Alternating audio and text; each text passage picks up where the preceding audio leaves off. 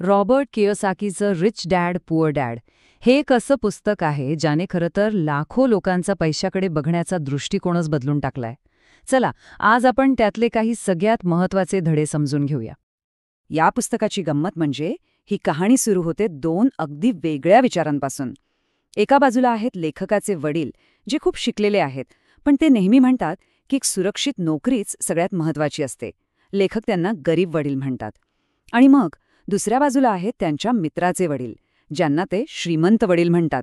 आणि खरं सांगायचं तर त्यांनीच लेखकाला पैशाचे खरे नियम शिकवले. मग यातली पहिली आणि सगळ्यात मोठी समस्या कोणती? तर ती आहे रॅट रेस. हे नाव ऐकलं असेलच. ही एक अशी आर्थिक शर्यत आहे ज्यात बहुतेक लोक नकळतपणे अडकलेले असतात.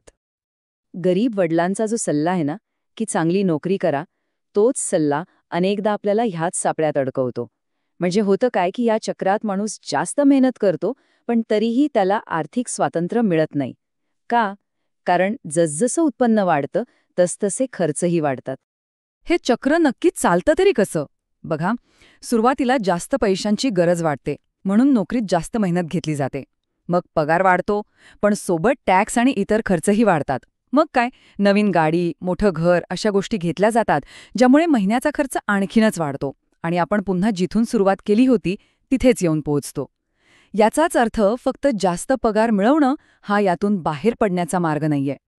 आणि मग येतं श्रीमंत वडिलांचं ते वाक्य, जे सगळं चित्रच बदलून टाकतं. हे चक्र तोडण्याचा एकच मार्ग आहे. पगारासाठी काम करण्याऐवजी अशा गोष्टींवर लक्ष केंद्रित करा ज्या आपल्यासाठी उत्पन्न निर्माण करतील. बरं, मग यातून बाहेर पडायचं कसं? उत्तर खूप सोपं आहे, पण तेवढंच महत्त्वाचं. पुस्तकात सांगितलेला मुख्य उपाय म्हणजे मालमत्ता म्हणजे ॲसेट्स आणि देणी म्हणजे लायबिलिटीज यातला साधा फरक समजून घेणं. चला, या दोन्ही गोष्टी सोप्या भाषेत समजून घेऊ. मालमत्ता म्हणजे ॲसेट ही अशी कोणतीही गोष्ट आहे जी आपल्या खिशात पैसे टाकते. सोप्या भाषेत सांगायचं तर ती आपल्यासाठी कमाई करते.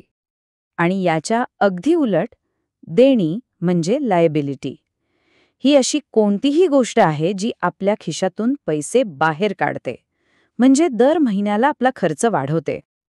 आता उदाहरणं बघितली की हे अजून सोपं वाटेल. समजा भाड्याने दिलेली जागा आहे किंवा डिव्हिडंड देणारे स्टॉक्स आहेत. ही झाली मालमत्ता. का? कारण ती दर महिन्याला उत्पन्न मिळवून देते. या उलट स्वतःच्या घराचं किंवा गाडीचं कर्ज ही झाली देणी, कारण ती दर महिन्याला खिशातून पैसे बाहेर काढतात. आणि गंमत म्हणजे अनेकदा याच दोन गोष्टींमध्ये आपला गोंधळ होतो. श्रीमंत वडिलांनी यासाठी एक साधा नियमच बनवून टाकलाय. ते म्हणतात, आधी मालमत्ता खरेदी करण्यावर लक्ष द्या. एकदा का मालमत्ता उत्पन्न द्यायला लागली की मग त्याच पैशातून चैनीच्या वस्तू घ्या. संपत्ती ही मालमत्ता वाढवून तयार होते, देणी वाढवून नाही. ठीक आहे, मालमत्ता आणि देणीमधला फरक तर कळला, पण मालमत्ता तयार करण्यासाठी नक्की काय लागतं?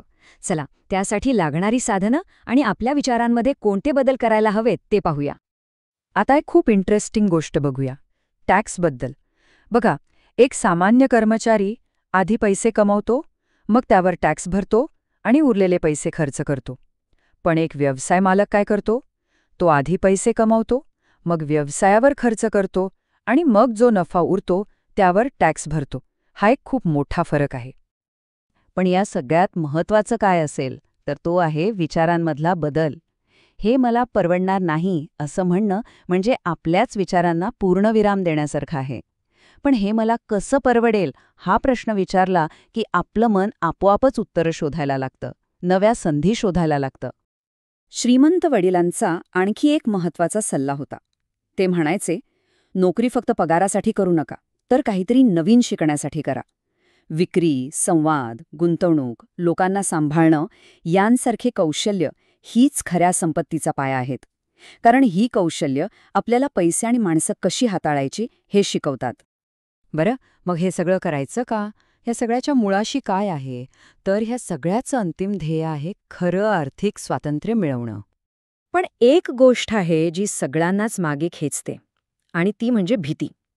पैसे गमावण्याची भीती. गरीब आणि श्रीमंत लोकांमध्ये भीती हाताळण्याच्या पद्धतीत खूप मोठा फरक असतो. श्रीमंत लोक जोखीम घेतात, पण ती विचारपूर्वक घेतात, ती मॅनेज करतात. ते चुकांना शिकण्याची एक संधी मानतात. म्हणजे अंतिम ध्येय हे फक्त श्रीमंत होणं नाहीये, तर आर्थिक स्वातंत्र्य मिळवणं आहे. याचा सरळ सरळ अर्थ काय, तर आपल्या मालमत्तेतून इतकं उत्पन्न मिळायला हवं की ते आपल्या महिन्याच्या खर्चापेक्षा जास्त असेल. त्यानंतर नोकरीवर अवलंबून राहण्याची गरजच उरणार नाही. शेवटी पुस्तक आपल्याला एका महत्त्वाच्या निवडीसमोर आणून ठेवतं. आपण कोणाची सेवा करणार आहोत, पैशाची की स्वातंत्र्याची? पैशाला आपला मालक नाही, तर सेवक बनवा.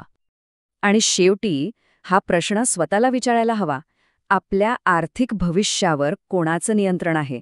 कारण याचं नियंत्रण स्वतःच्या हातात घेणं हीच स्वातंत्र्याकडे टाकलेली पहिली पायरी आहे.